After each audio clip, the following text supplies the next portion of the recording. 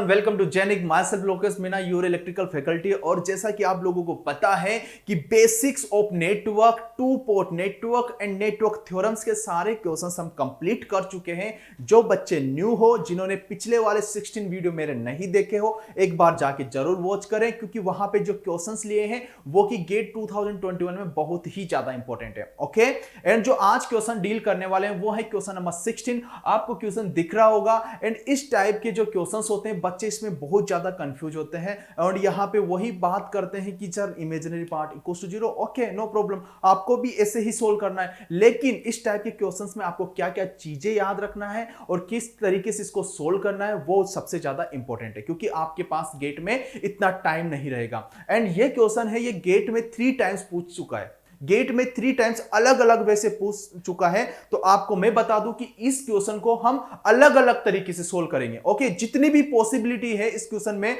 उस तरीके से हम सारी की सारी पॉसिबिलिटी लगा देंगे। इसके अलावा कोई पॉसिबिलिटी नहीं छोड़ेंगे, क्योंकि अगर गेट इस क्वेश्चन को 3 टाइम्स पूछ चुका है तो इस क्वेश्चन में कुछ ना कुछ तो बात है। ओके, तो इस क्वेश्चन में जो डाटा हमारे को फाइंड आउट करने के लिए बोला है वो तो हम फाइंड आउट करेंगे सही। इसके अलावा हम इसमें क्या क्या फाइंड आउट कर सकते हैं, सारे के सारे केस स्टडी हम करने वाले हैं। ओके, तो विदाउट टाइम वेस्टिंग हम आगे बढ़ते हैं, इस क्वेश्चन को सॉल्व करते हैं। देखो, यहां पे आपके पास सर्किट है, एसी सर्किट है। यहां पे आरएल मतलब आरएल रेजिस्टेंस, यहां पे इंडक्टर है, यहां पे आरसी मतलब आपके पास रेजिस्टेंस, एंड यहां पे आपके पास कैपेसिटर है। और पूछ रहा है कि find resonance frequency, find resonance frequency omega naught, मतलब रेडियन पर सेकंड के अंदर आपको फ्रीक्वेंसी फाइंड आउट करना है। अब रेडियन पर सेकंड के अंदर आप फ्रीक्वेंसी फाइंड आउट करोगे तो देखो यहां पे ये दोनों आपको पैरेलल में दिख रहे होंगे, ये दोनों आपको पैरेलल में दिख रहे होंगे, ये भी और ये भी। अगर मैं इसको, इस वाले पार्ट को क्या बोल देता हूं, y1 बोल देता हूं, और इस वाले पार्ट को y2 बोल देता हूं, तो यहां पे आप क्या करोगे कि टोटल एडमिटेंस इक्वल्स टू कैसे निकालोगे, total admittance equals to y1 plus y2। Okay, total admittance equals to y1 plus y2 आप निकाल दोगे। तो इसमें फाइनली जब आप करने जाओगे तो बाद में क्या करोगे, इमेजिनरी पार्ट इक्वल्स टू 0 कर दोगे, तो उस कंडीशन से आप ओमेगा नोट का वैल्यू फाइंड आउट कर लोगे।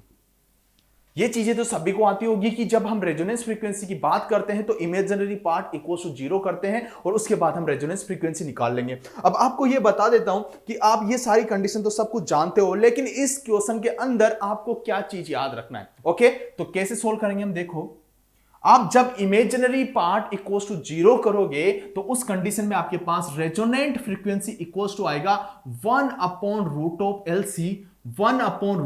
L C and R L square minus L by C, okay, divided by R C square minus L by C. Okay, ये रेजोनेंट फ्रीक्वेंसी का आपके पास फॉर्मूला आएगा, क्योंकि आपको भी पता है, क्योंकि यहां पे R और L है, यहां पे R एंड C है, तो ना तो ये प्रॉपर आपको RLC सीरीज में दिख रहा है, ना प्रॉपर ये पैरेलल में दिख रहा है। अगर प्रॉपर सीरीज में और प्रॉपर अगर पैरेलल में दिख जाता है आपको, तो आपके पास रेजोनेंट फ्रीक्वेंसी तो सीरीज में निकालो या पैरेलल में निकालो, बात एक ही होती है ना।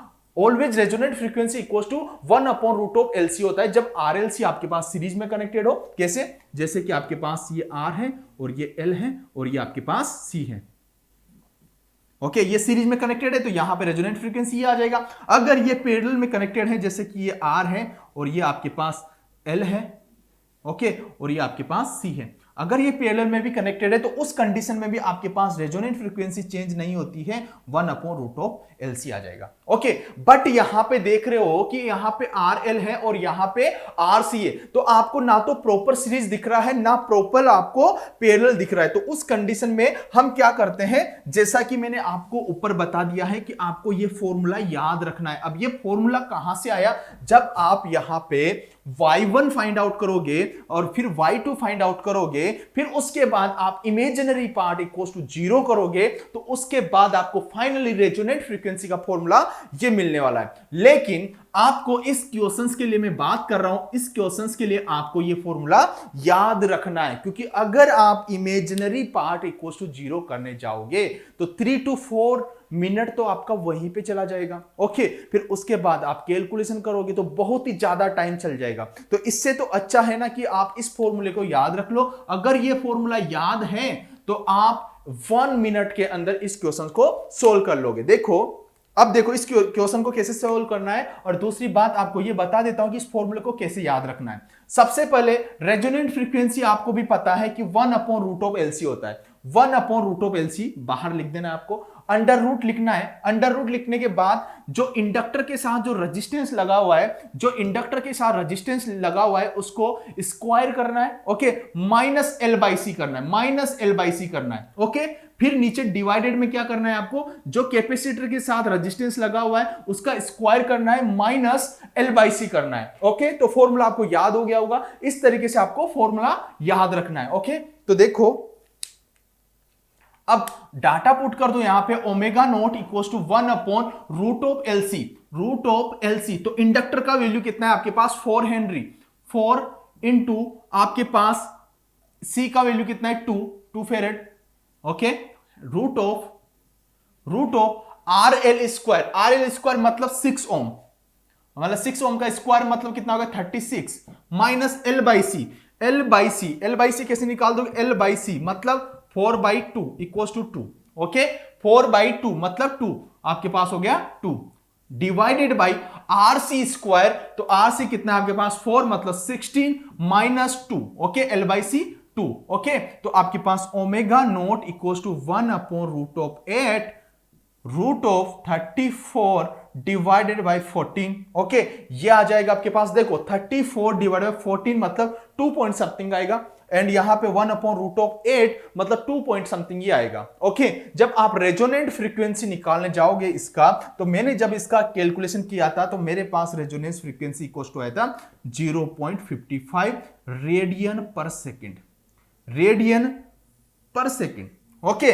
ω0 इक्वल टू आया था 0.55 रेडियन पर सेकेंड। अगर आपसे यही रेजोनेंट फ्रीक्वेंसी अगर हर्ट्ज के अंदर पूछता है, यही, क्योंकि आपका यूनिट बहुत ज्यादा इंपॉर्टेंट है यहां पे, अगर यही हर्ट्ज के अंदर पूछता है तो ω0 इक्वल टू क्या होता है, 2πf0 equals to 0.55 and f0 equals to 0.55 divide by 2π, okay. ये हर्ट्ज के अंदर आपके पास फ्रीक्वेंसी निकाल लोगे, ओके। इस क्वेश्चन में यही पूछा था और आपका आंसर है 0.55। तो ये आपने रेजोनेंट फ्रीक्वेंसी निकाल ली। अगर इसी क्वेश्चन में आपसे ऐसे बोल देता कि आपके पास RL इक्वल्स टू 0 या RC इक्वल्स टू 0, तो मैं केस 2 स्टडी करता हूं। देखो जितनी भी पॉसिबिलिटी है ना इस क्वेश्चन में, वो सारी की सारी चीजें हम डील कर देंगे आज, आपको कभी प्रॉब्लम ही नहीं आएगा इस क्वेश्चन में, okay.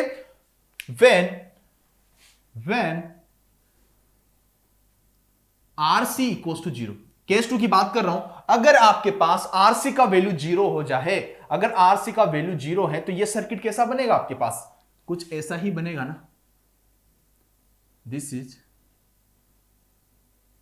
L, this is RL, this is capacitor, okay. RC का वैल्यू 0 हो गया, आपके पास सर्किट ऐसा बन जाएगा, ओके। अब इस कंडीशन में आपसे पूछता है, क्योंकि सर्किट आपको ऐसा भी गिवन हो सकता है, लेकिन आपको बोला ना मैंने कि आपको सिर्फ यही फॉर्मूला याद रखना है, इसी फॉर्मूले में वैल्यू पुट करना है आपको, ओके। तो आपके पास RC का वैल्यू 0 हो गया, तो RC का वैल्यू 0 कर दो ना, यहां पे 0 करोगे तो ω0 इक्वल्स टू 1/√LC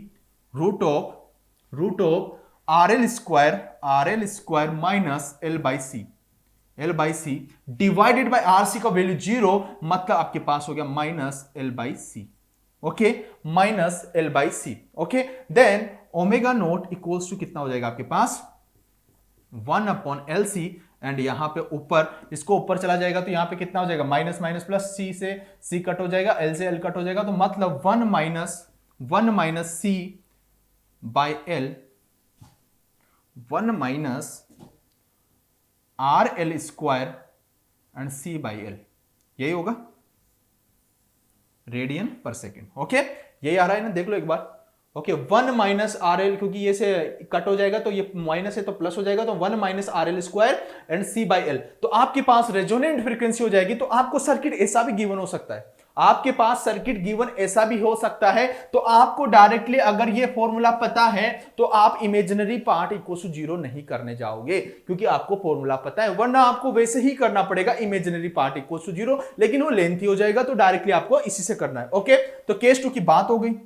अगर मैं केस 3 की बात करता हूं, कि if R L equal to 0, तो देखो क्या होता है। सॉरी, ये फॉर्मूला रफ कर दिया मैंने।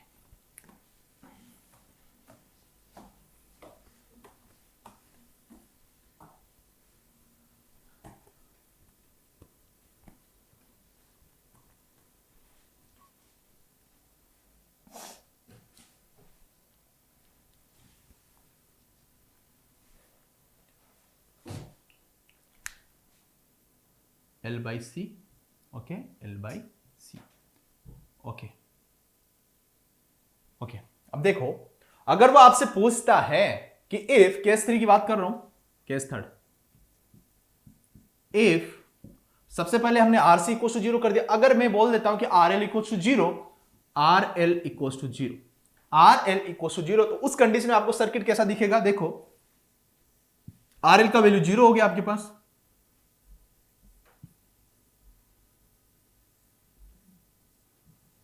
Capacitor, RC and L।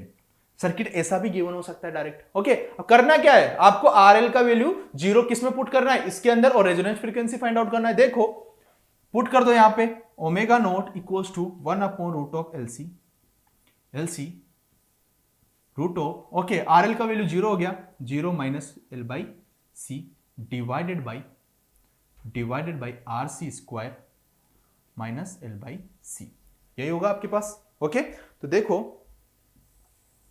इसको ऐसे लिख देता हूं, यहां पे लिख देते हैं हम, omega not equals to 1 upon root of LC, okay, और ये भी आपके पास, इसको नीचे लेके जाओगे तो ये भी क्या हो जाएगा, डिवाइडेड हो जाएगा, रूट ऑफ, एंड यहाँ पे कितना हो जाएगा, 1 minus RC square C by L। Okay, तो ये फॉर्मूला आ जाएगा आपके पास रेजोनेंट फ्रीक्वेंसी का। ओके, यही आएगा, चेक कर लो एक बार, 1 upon root of LC root of 1 minus RC square C by L। आपको ये सारे फॉर्मूले याद नहीं रखना, सिर्फ आपको यही फॉर्मूला याद रखना है, इसी से आपको वैल्यू पुट करना है। अगर आपको केस 3 भी समझ में आ गया होगा, तो केस 4 क्या पॉसिबिलिटी है कि केस 4 क्या बन जाए। ओके, अगर केस 4 की मैं बात करता हूं आपसे, तो देखो, केस 4 ऐसा भी हो सकता है कि if RL equals to R of C equals to R, मतलब आपके पास if RL equals to R of C equals to R, मतलब आपके पास रेजिस्टेंस का वैल्यू सेम हो। ओके, यहां पे तो आपको रेजिस्टेंस का वैल्यू 4 था, यहां पे 6 था, लेकिन ऐसा भी पॉसिबिलिटी हो सकता है कि आपके पास RL equals to R of C equals to R। Okay, तो देखो आपके पास क्या सर्किट बनेगा, सर्किट ऐसा ही बनेगा आपके पास। Okay, and this is capacitor, okay, this is R, this is R, this is L, this is C। Okay, तो इस कंडीशन पे देखो कि आपके पास दोनों R सेम हो गए, L और C है यहां पे, तो इस कंडीशन पे आप रेजोनेंट फ्रीक्वेंसी कैसे फाइंड आउट करोगे? पुट कर दो ना यार, यहां पे वैल्यू पुट करो, omega not equals to 1 upon root of LC root of, अब देखो RL इक्वल्स टू, तो R of C equals to तो R है ना, तो यहां पे कर दो R minus L by C divided by R minus L by C। Okay, इससे ये कट हो जाएगा, तो आपके पास रेजोनेंट फ्रीक्वेंसी जो आएगा 1 अपॉन रूट ऑफ LC, यही आएगा ना, जो सीरीज और पैरेलल में होता है। ओके, यही आपके पास रेजोनेंट फ्रीक्वेंसी आएगा 1 upon root of LC। Okay, तो आपने केस 4 अच्छे से स्टडी कर लिया। अब इसी पे मैं आपसे एक क्वेश्चन पूछता हूं। ओके, एंड ये आपका होमवर्क होगा, आपको कमेंट में इसका आंसर देना है। ओके, और आपका अगर आंसर आता है तो मैं इसका रिप्लाई जरूर करूंगा। आपसे मेरा इसी क्वेश्चन में ये क्वेश्चन है कि आपके पास रेजोनेंट फ्रीक्वेंसी तो 1 अपॉन रूट ऑफ LC आ गया, क्या एनी ओमेगा के लिए, फॉर एनी ओमेगा के लिए आपका जो सर्किट है, आपका जो ये सर्किट है, इसी सर्किट की बात कर रहा हूं ओनली, ओके, जब रेजिस्टेंस सेम है, ओके, तो मैं इस सर्किट की बात कर रहा हूं। फॉर एनी ओमेगा के लिए आपका जो सर्किट है वो रेजोनेंस कंडीशन में होगा या नहीं होगा? क्वेश्चन समझ में आया? For any omega condition, for any, omega का वैल्यू कितना भी हो सकता है, इंफिनिटी भी हो सकता है, ओके, फॉर एनी ओमेगा के लिए जो आपका सर्किट है वो रेजोनेंस कंडीशन में होगा या नहीं होगा? होगा तो क्यों होगा? अगर होगा तो क्यों होगा? अगर नहीं होगा तो क्यों नहीं होगा? इस चीज का आंसर मेरे को कमेंट बॉक्स में चाहिए, ओके, मैं चेक करूंगा। मिलते हैं नेक्स्ट लेक्चर के अंदर, ओके, थैंक यू।